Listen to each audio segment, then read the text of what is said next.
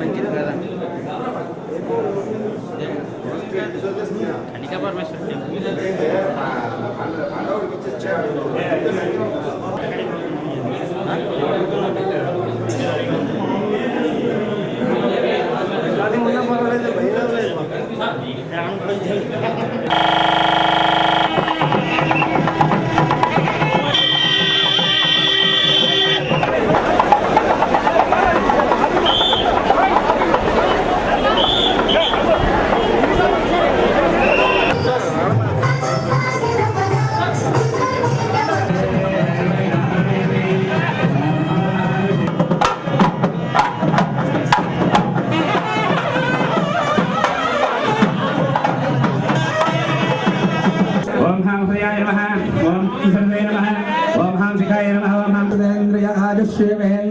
प्रतिष्ठति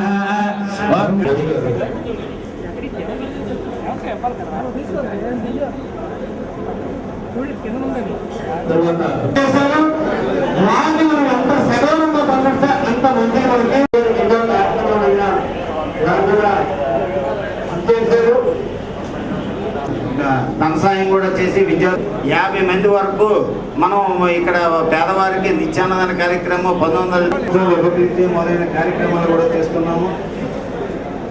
ఇక్కడ మన ఆది వయసులందరూ కూడా 750 కుటుంబాలు కూడా మన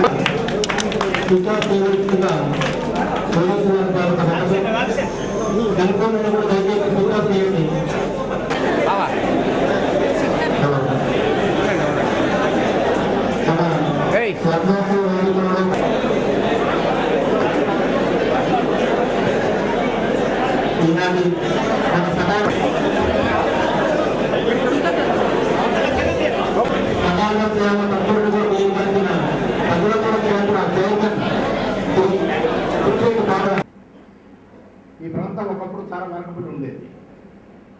అలాంటి ప్రాంతం వేగంగా అభివృద్ధి చెందకపోయిన నెలగనక అభివృద్ధి చెందింది. దానికి నేను గ్రోత్ సెంటర్ చూశాను, ఇదివల్ల కూడా ఒకసారి చూశాను. కానీ ప్రభుత్వం ఆలోచించినంత వేగంగా దానిలో అభివృద్ధి కార్యక్రమాలు సాగటం, ఇంకా ఇండస్ట్రీస్ రావాలి, పెట్టుబడులు రావాలి, ఉపాధి అవకాశాలు కలగాలి. ఇవన్నీ పెరిగినప్పుడే ఏ ప్రాంతమైనా అభివృద్ధి చెందడానికి ఆస్కారం. కానీ ఇటీవల కాలంలో కొంచెం మార్పు వచ్చింది.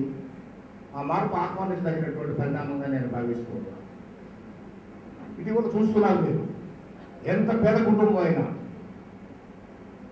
వ్యాపారమే కాదు, కష్టపడి నిత్యం తాను తన భార్య బ్రతికేటువంటి ఏ కష్టమైనటువంటి పనిలో ఉన్నప్పటికీ కూడా పిల్లల్ని చదివించాలి, తాను తిన్నా తినకపోయినా, సరైనటువంటి బట్ట కట్టుకున్నా లేకపోయినా తన కొద్దిపాటి సంపాదనతో పిల్లలు చదివించాలి, వెనక వేసుకున్న డబ్బు భవిష్యత్తులో మనకు ఉపయోగపడుతుంది అనేటువంటి భావన లేకుండా పిల్లల్ని బాగా చదివిస్తే వారే మనకి అన్ని రకాలుగా అండగా ఉంటారు. ఉంటారా లేదనే సంగతి కొందరిలో తర్వాత చూద్దాం. కానీ ఆ రకమైనటువంటి భావన మన వారిలో చాలా మందిలో కలిగి